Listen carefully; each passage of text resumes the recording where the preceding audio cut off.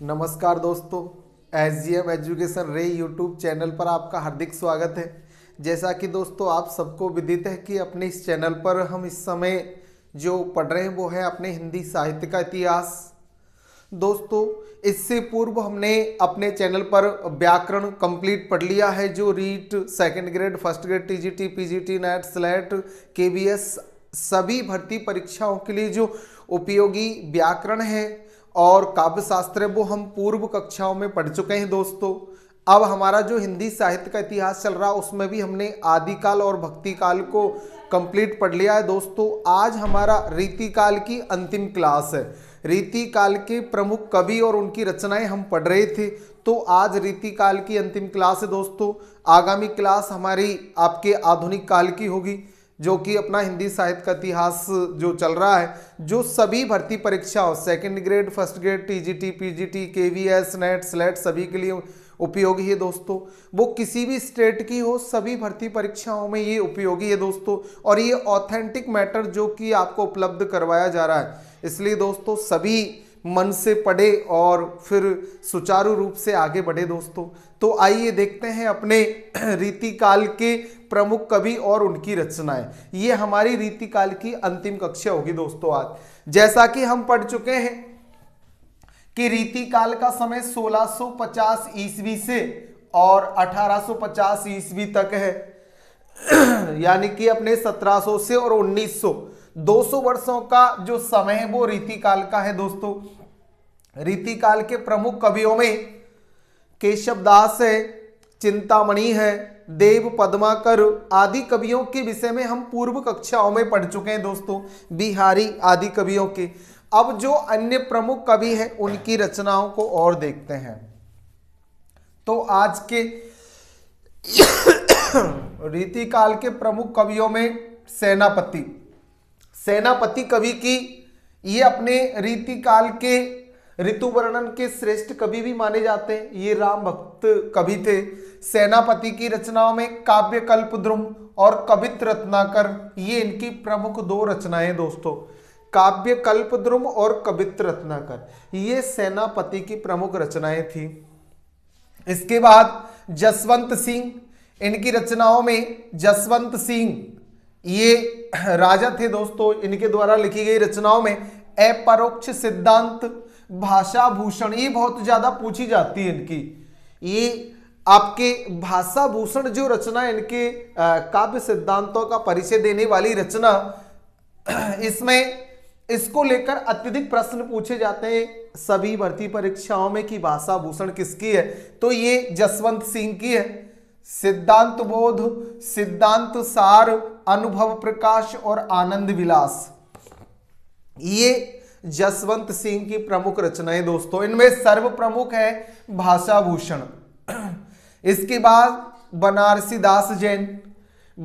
दास जैन जिनकी प्रमुख रचना है अर्ध कथानक, जो 1641 ईस्वी में प्रकाशित हुई। दोस्तों यह हिंदी की पहली आत्मकथा है। ये हिंदी की इनके द्वारा लिखित पहली आत्मकथा है अर्ध कथानक बनारसी दास जैन की।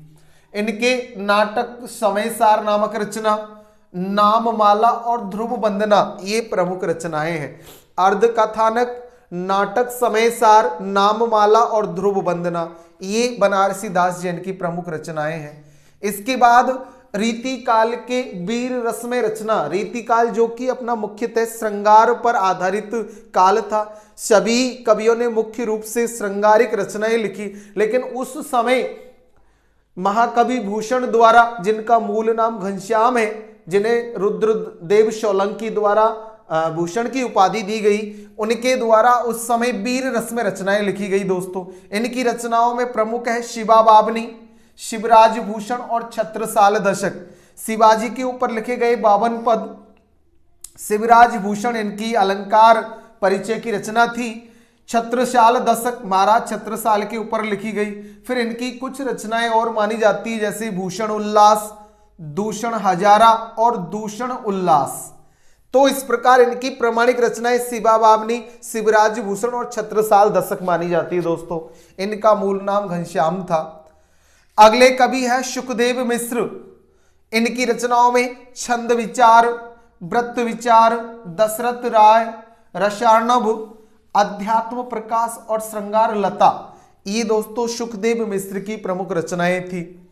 इसी क्रम में श्रीधर, जिन्हें मुरलीधर भी कहा जाता, उनकी रचनाओं में जंगनामा इनकी प्रमुख रचना थी। जंगनामा ये रीतिकालीन रचनाएं थी दोस्तों श्रीधर की। अगले कवि लाल कवि, जिनकी विष्णु विलास, छत्र प्रकाश, ये इनकी रीतिकालीन प्रमुख रचनाएं थी। लाल कवि की विष्णु विलास और छत्र विलास।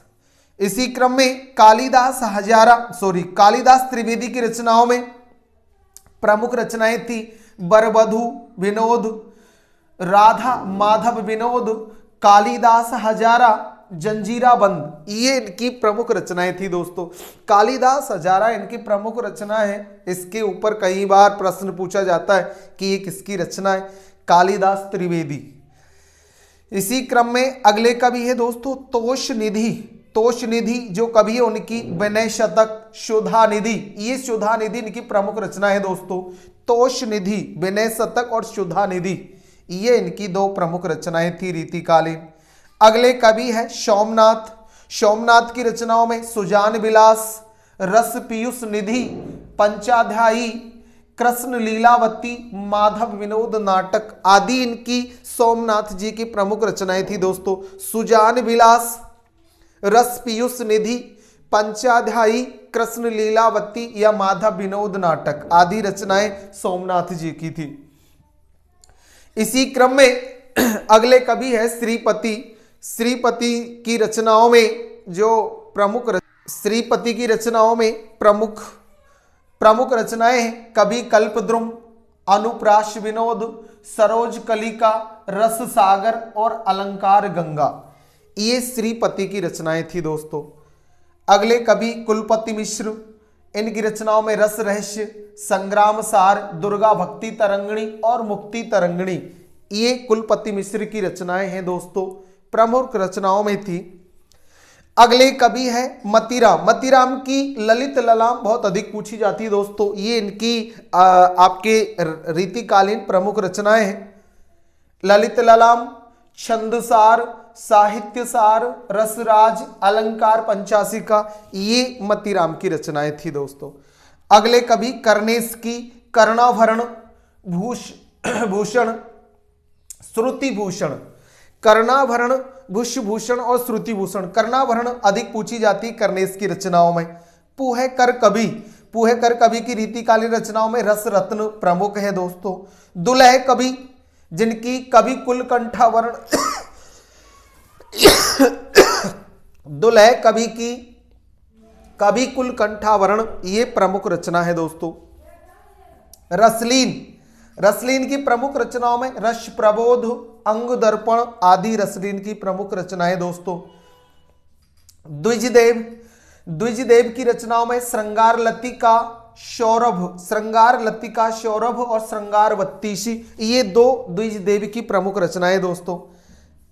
प्रतापशाही, व्यंगार्थ कौमुदी, जय सिंह प्रकाश, श्रृंगार मंजरी और काव्य विलास, ये प्रताप शाही की प्रमुख रचनाएं। व्यंगार्थ कौमुदी, जय सिंह प्रकाश, श्रृंगार मंजरी और काव्य विलास। अगले कवि गणेश कवि की रचनाओं में प्रद्युम्न विजय नामक इनका नाटक है, ये रीतिकालीन इनका श्रेष्ठ नाटक है। प्रद्युम्न विजय, ये प्रद्युम्न भगवान श्री कृष्ण के पुत्र जो कामदेव का जन्म माना जाता है, उसको लेकर इनके द्वारा लिखी गई रचना थी। अगली और रचनाओं में नागरीदास की इश्क चमन, वैराग्य सागर, फूल सागर, बिहार चंद्रिका आदि नागरीदास की प्रमुख रचनाएं मानी जाती है दोस्तों। अगले कवि मंडन की रसविलास, जनक पचीसी और रस रत्नावली, ये मंडन की प्रमुख रचनाएं थी। ब्रंद कवि की ब्रंद सतसई, भाव पंचाशिका, बारह मासा और रूप सिंह बचनी का। ब्रंद सतसई, भाव पंचाशिका, बारह मासा और रूप सिंह बचनी का, ये ब्रंद कवि की प्रमुख रचनाएं थी दोस्तों। नरोत्तम दास की रचनाओं में ध्रुव चरित और सुदामा चरित, ये प्रमुख रचनाएं थी दोस्तों। ये अत्यधिक पूछी जाने वाली रचनाओं में नरोत्तम दास की ध्रुव चरित और सुदामा चरित, शुदन की सुजान चरित। देखो सुजान नाम से अधिक रचनाओं में जैसे सूदन की सुजान चरित पूछी जाती है, और इधर अपने घनानंद की सुजान सागर, और इसी क्रम में हमने सोमनाथ की सुजान विलास आदि रचनाएं देखी दोस्तों। तो देखना अपने को सूदन की सुजान चरित है और घनानंद की सुजान सागर। बोधा कवि की इश्क नामा, बिरह बारिश जिसे माधवानल काम कंदला चरित भी कहा जाता है, इश्क नामा और बिरह बारिश इनकी अत्यधिक प्रसिद्ध रचनाएं थी रीतिकालीन। गुरु गोविंद सिंह की रचनाओं में चंडी चरित्र, शर्वलोह प्रकाश और बुद्धि सागर। तो इनकी चंडी चरित्र नामक रचना है वो बड़ी प्रसिद्ध थी दोस्तों गुरु गोविंद सिंह की। ठाकुर कवि की ठाकुर ठशक एक रचना थी जो अत्यधिक प्रसिद्ध थी। हटीजी कवि की राधा सुधा निधि नामक रचना है जो बड़ी प्रसिद्ध है, हटीजी की राधा सुधा निधि।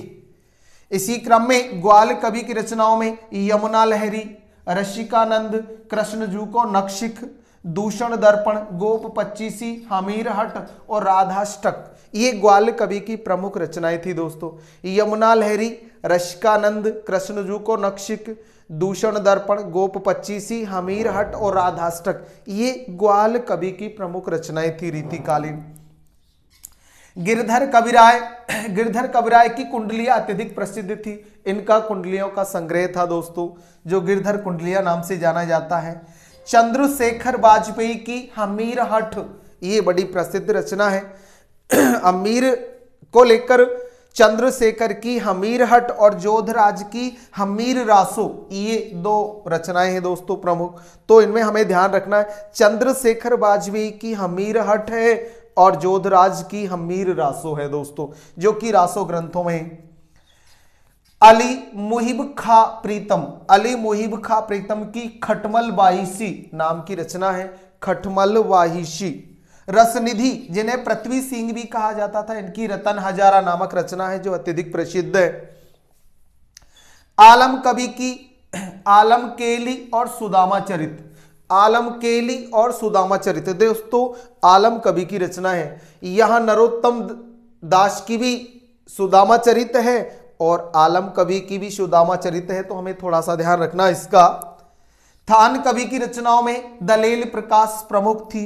पजनेश की रचनाओं में पजनेश प्रकाश नामक रचना प्रमुख थी और शबल सिंह चौहान की रचना थी महाभारत। तो दोस्तों ये और कुछ प्रमुख रीतिकालीन कवि थे जिनकी हमने रचनाओं को देखा।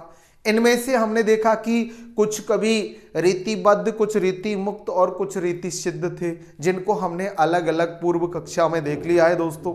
आज हमने रीतिकाल की अंतिम जो कक्षा है वो पढ़ी है दोस्तों, रीतिकाल के जो प्रमुख कवि और उनकी रचनाओं को देखा है। इसके बाद आगामी कक्षा में अपना आधुनिक काल शुरू हो जाएगा दोस्तों। तो दोस्तों उम्मीद है कि जो पढ़ाया है या बताया है वो आपको सबको पसंद आ रहा होगा। ये शॉर्ट एंड स्वीट और सेकंड ग्रेड फर्स्ट ग्रेड के लिए मुख्य टॉपिक है दोस्तों, तो आपको विशेष तौर से हिंदी साहित्य में इन्हें पढ़ना है। कोई कन्फ्यूज़न है तो कमेंट से बताएं, अपने मित्रों को शेयर जरूर करें दोस्तों, सब्सक्राइब करते रहें जिससे हमारा मनोबल बढ़ता रहे और आप लोगों का प्यार प्रेम हमारे ऊपर बरसता रहे। अच्छा पढ़े दोस्तों और आगे बढ़े। धन्यवाद।